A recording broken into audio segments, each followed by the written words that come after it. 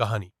कंपनियों का खेत धनघटा के पास एक छोटे से गांव में रहते थे रामनाथ काका।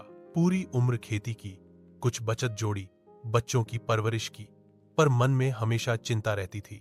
खेती तो मौसम पर टिकी है, कभी सूखा कभी बाढ़। क्या कोई ऐसा जरिया है कि बिना दुकान खोले, बिना फैक्ट्री लगाए, घर बैठे आमदनी हो और पीढ़ी दर पीढ़ी चलती रहे।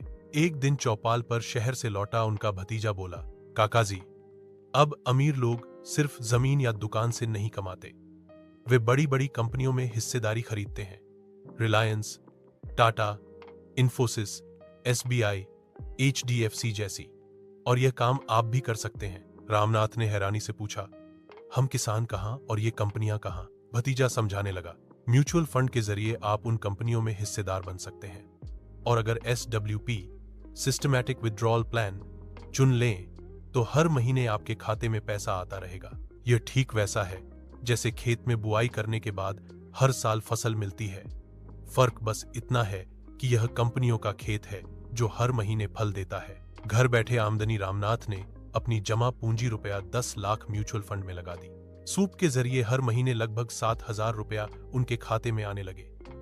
वो मुस्कुराकर गांव वालों से कहते, अब मैं सिर्फ गेहूं धान नहीं उगाता, मैंने तो एक और खेत बोया है, कंपनियों का खेत। इसमें रिलायंस, इन्फोसिस, टाटा, एसबी, एचडीएफसी जैसी कंपनियां लगी हैं। ये कंपनियां दिन रात काम करती हैं और उसका फल हर महीने मेरे घर तक पहुंचता है। गांव वाले चौंकते, काका, यह खेत कभी बंजर तो नहीं होगा? रामनाथ हंसते, नहीं भाई, यह खेत तो पीढ़ी दर पीढ़ी फल देता रहेगा। मैं इसका लाभ लूंगा, फिर मेरा बेटा, फिर पोता। जैसे दादा ने आम का पेड़ लगाया था और हम आज भी उसका फल खाते हैं।